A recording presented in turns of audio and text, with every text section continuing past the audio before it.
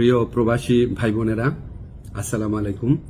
ঢাকা বিশ্ববিদ্যালয়ের অধ্যাপক ও অন্তর্বর্তী সরকারের আইন উপদেষ্টা আসিফ নজরুলকে নিয়ে মুখ খুলেছেন স্থানীয় সরকার, যুব ও ক্রীড়া উপদেষ্টা আসিফ মাহমুদ সজীব ভুঁইয়া। বুধবার রাত 11:30টার দিকে নিজের ফেসবুক আইডিতে দেয়া এক পোস্টে তিনি এ নিয়ে কথা বলেন। পোস্টে আসিফ মাহমুদ লেখেন, যাকে রয়ের এজেন্ট বলছেন, 2019 সাল থেকে আগ্রাসন বিরোধী লড়াইয়ে সুশীল সমাজ কিংবা শিক্ষকদের মধ্যে তাকেই সবচেয়ে বেশি পাশে পেয়েছি আমরা।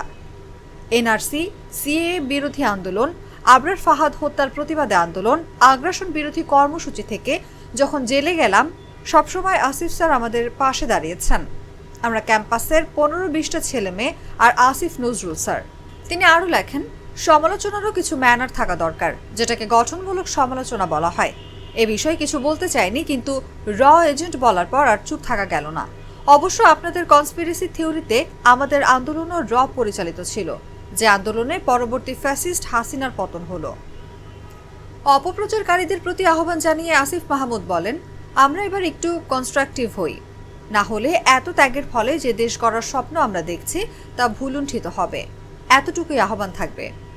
29 নভেম্বর রাতে যুক্তরাষ্ট্র প্রবাসী বাংলাদেশি ইলিয়াস হোসেন তার ইউটিউব চ্যানেলে পুলিশ আনসারের সমন্বয়ে গঠিত বাহিনী নিয়ে সশস্ত্র গেরিলা আক্রমণের পরিকল্পনা শিরোনামে একটি ভিডিও প্রচার করে।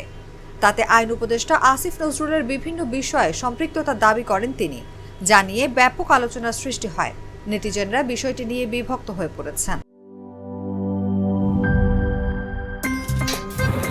আমার একটা স্মার্ট সিদ্ধান্তে 25% গ্যাসের খরচ কমেছে। ভাবছেন কিভাবে?